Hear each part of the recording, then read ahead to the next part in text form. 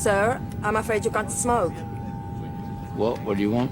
Your cigarette. You have to put it out. Cigarette? What? This? No, I'm not going to put it out. You must. What's that? If you don't, we can't take off. Well, that's your problem, isn't it? Why don't you just put the cigarette out? What's that, Sancho? You want me to cut your hands off, use it as an ashtray? This scene as well is so typical of the life and these kind of characters. What's that, Sancho? And it's like, you know, the guy behind him who's saying this, he really don't know what kind of character he's dealing with. I hope this crashes. Open the fucking door!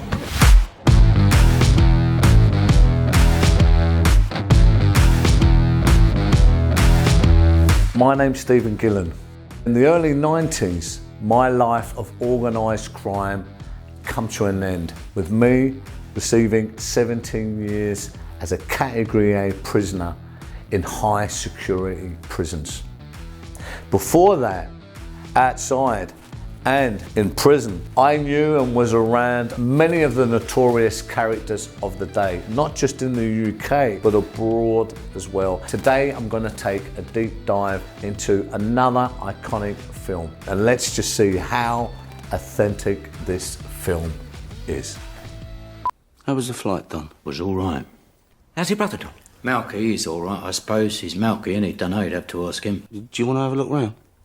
Yeah, I will in a minute when I have a piss. I know a bloke who knows a bloke. Who knows a bloke. Don Logan plays an excellent part.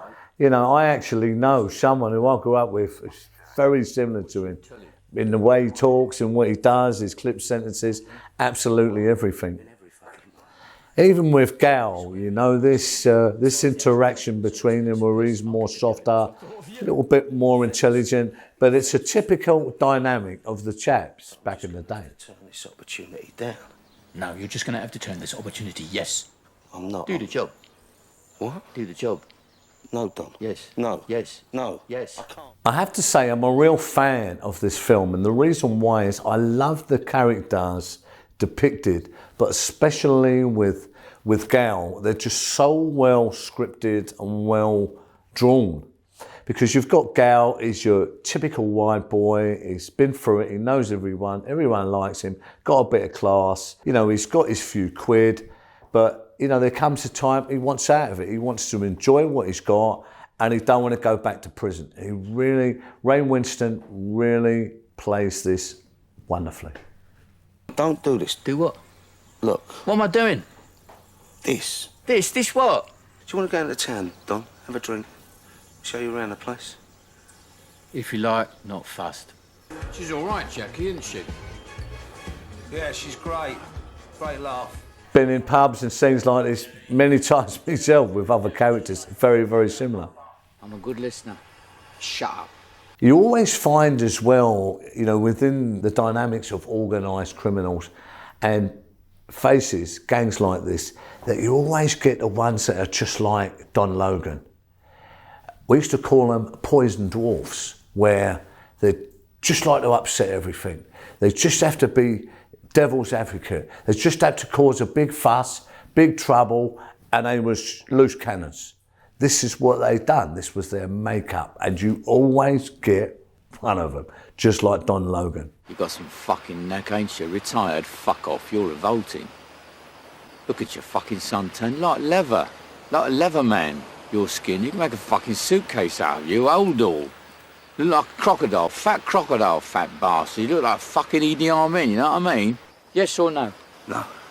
Yes. Fuck off, wanker, you're doing it. And this is the thing, see, because it's that intimidation between people, it's that positioning, and it's that overbearing kind of thing to put him down, Gal, and say yes, yes, yes.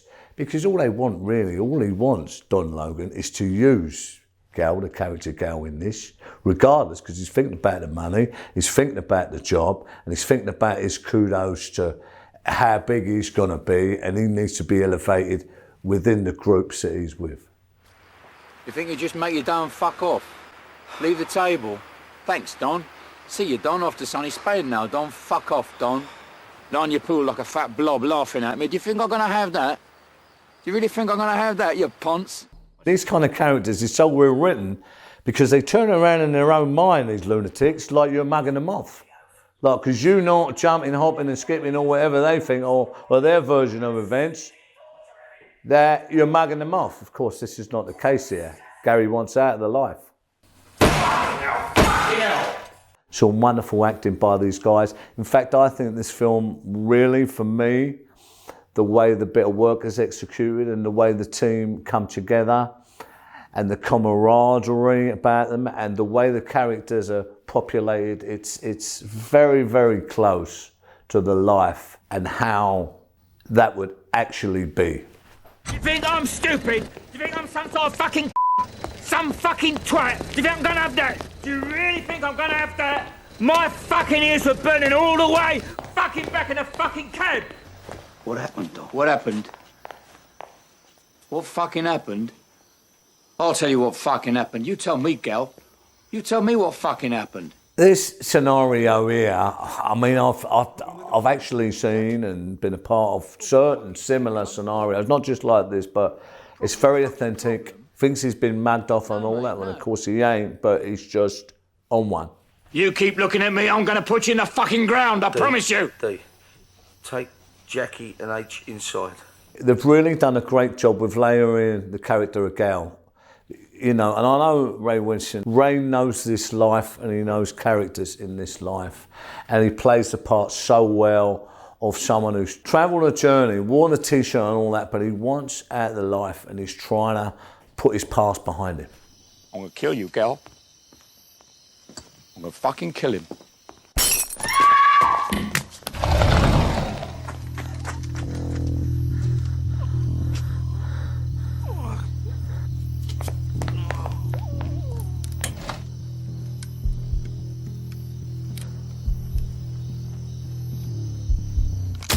There you go.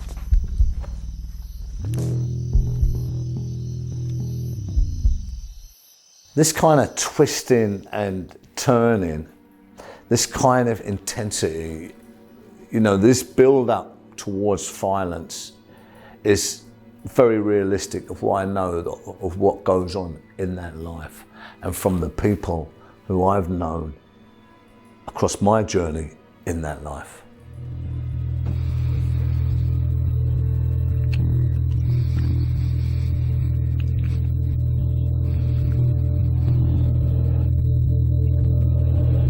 You know, and this is the thing for him, he's always going to meet Teddy Bass somewhere where there's a lot of people. You know, in public, and of course you see the plan, he's getting the horrors. This phone call he made from me, Fro. Tell me what he said again. Who done? I told you. Tell me again. It's really a life of signs, and what is not said is even more powerful than what is actually said. So for him just to sit down there like that and smile, let him know, I know, tell me again. It's very, very hard to see the tells. This is a wonderful scene. But he didn't phone you for me, Fro. Oh, he didn't fucking phone me for me, Fro, but he phoned me.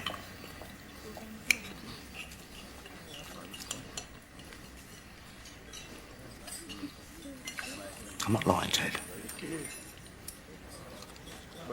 Teddy, he plays it so because he's in a position of strength. So he doesn't need to do anything. He just needs to be there, really. You know, and Ray, there are a couple of bits, he overstated it, which even me, if I was sitting on that meeting, I would have seen through it. Might not have known exactly what was going on, but I would have knew that he wasn't telling the truth. Okay.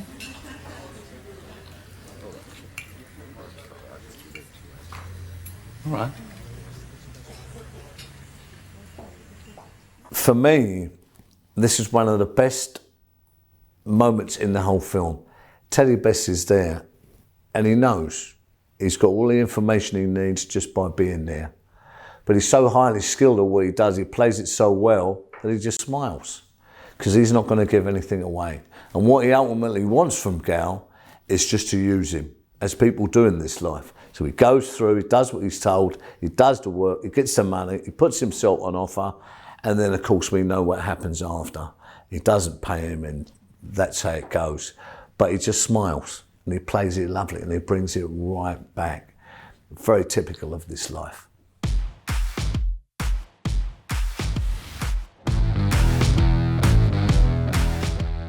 Teddy and Don Logan are both very intimidating, but also very different characters. Can you talk about these differences? Yeah, they're different in the way they ply their trade.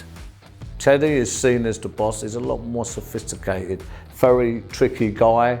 He's very slick at what he does, but behind that is, he lets you know there's a real raw violence just under the surface. But he's very intelligent too.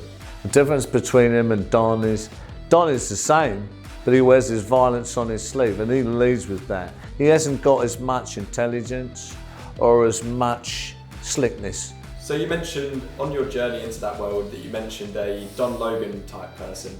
Did you ever meet a Teddy type character?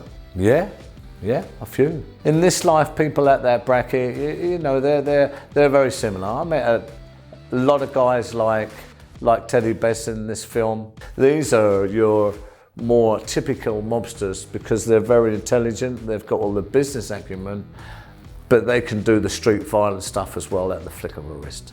With the women in this film, what was it like for women who were involved in that life? The women really in that life as well, although they're not involved in that life, they're very influential, on their men, and they stick by their men. So they can drive a lot of stuff behind the scenes. And like in this film, really good women like that in that life, they're very protective towards their men. So they'll do what they have to do to protect him, and in this film, like you see, it was the women that actually killed Don.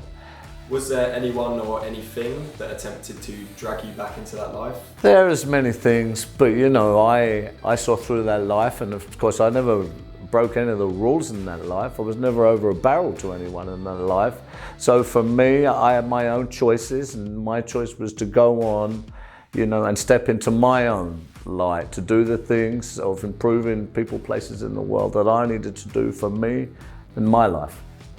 What did I think of this film? Ray Winstone, Sexy Beast, I have to say I loved it. It had everything. It had the entertainment, it had the character development, the humour, the black humour, the action, the plots, the subplots, the depth of character, the whole bit. I really liked it. What would I give it out of 10? I'd give it a 9. What would I give it for authenticity? I'd also give it a 9. For me, out of British gangster films, Sexy Beast comes closer to the mark than most, and it's authentic portrayal. I'm Stephen Gillen. I hope you like that deep dive on that, guys. There's a lot more content on the channel, and I've got some books out there and different stuff. Stay tuned, guys, as we go into more iconic films and content just for you. Let us know if you have any film or any TV series even that you would like me to go in to look at for its authenticity. God bless. See you soon.